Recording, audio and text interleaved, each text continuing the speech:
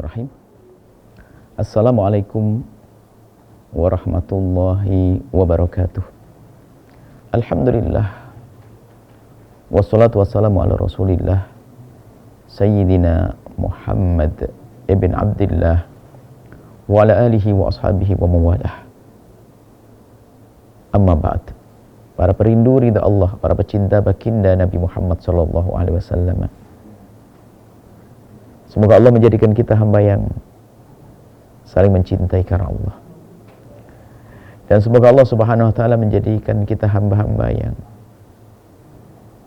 di saat memohon dikabul doa-doanya. Di saat berdosa diampuni dosa oleh Allah dan dimudahkan dalam segala urusan. Semoga Allah menjauhkan kita dari segala kemaksiatan dan dosa.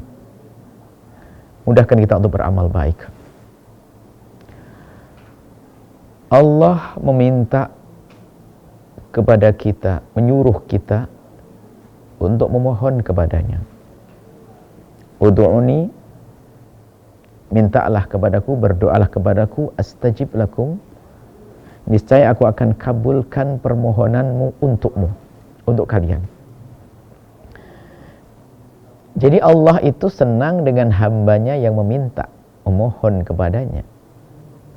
Allah yang maha pemurah, Allah yang maha kaya, yang kekayaannya tak berbatas, yang kemurahannya tidak berbatas, membuka pintu selebar-lebarnya untuk kita. Minta apa? Maka berdoa itu harus pertama khusyuk dengan penuh kesadaran. Dan memang sebisa mungkin dengan bahasa yang pernah dibaca Nabi, bahasa Arab. Tapi kalau tidak bisa bahasa Arab, boleh bahasa apa saja, yang penting dengan penuh kekhusyuan. Tampakkan di hadapan Allah kalau kita punya hajat. Apapun hajat kita, yuk kita adukan kepada Allah dengan serius. Yang pertama ini menyadari kalau kita punya hajat kepada Allah. Kemudian lihat agar dikabul doa kita, pastikan bahwa yang kita pakai, yang kita kenakan, dan yang kita makan adalah sesuatu yang halal. Dikabarkan pada zaman baginda Nabi bercerita tentang seorang rajul ya, Ash'at Aghbar. Dikatakan rajul, laki-laki ini laki-laki yang berdebu, compang-camping. Artinya menunjukkan bukan orang yang silau dengan urusan dunia. Bisa saja disebut dia orang yang Masya Allah hidupnya tidak pernah berurusan dengan dunia. Seolah hanya dengan Allah saja, sehingga compang-camping. Ya muddu yadahu, dia menengadahkan tangan yang memohon kepada Allah dan mengatakan yaqulu ya Rabb, ya Rabb.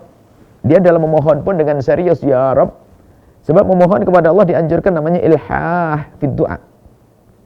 Kalau kita minta kepada orang ilhah kalau ke orang itu kayak maksa kepada orang. Tapi dengan Allah bukan maksa.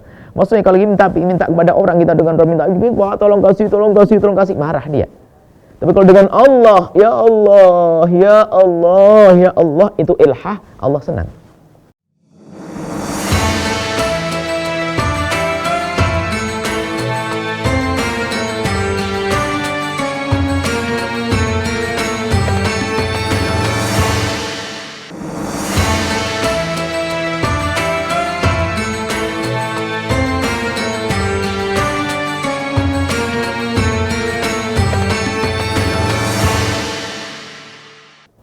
Ini orang sudah benar cara berdoanya, menengadahkan tangan, memohon karunia dari Allah.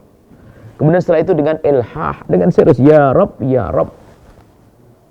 Seolah-olah secara zahir sudah dikabul doanya, cuma makanannya haram, makaluhu haram, masyrabu haram, malbasu haram. Cuman yang dimakan haram, yang diminum haram, yang dikenakan haram. Anna istajabu lidzalik. Bagaimana dikabul doanya orang-orang semacam itu? Artinya apa?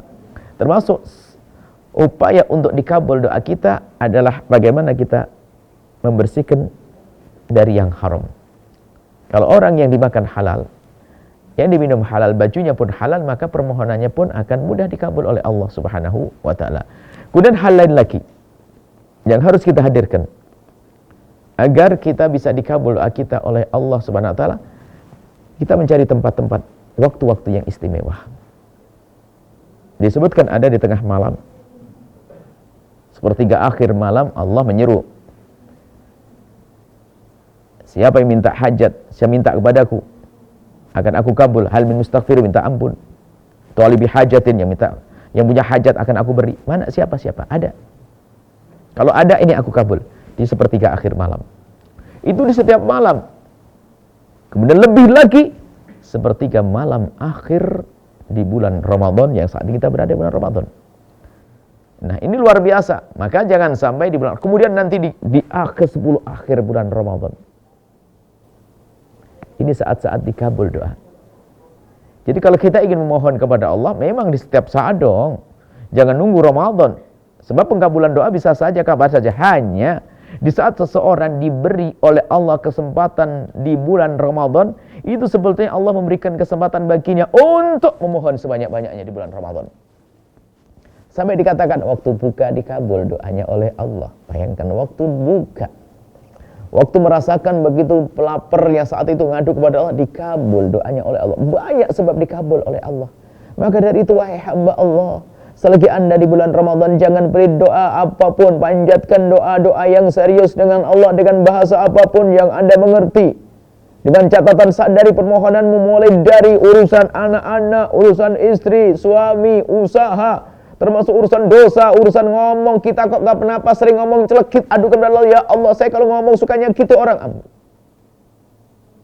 Adukan kepada Allah, mumpung di bulan Ramadan, mumpung di bulan mulia, adukan semuanya. Jangan ragu ngadu kepada Allah.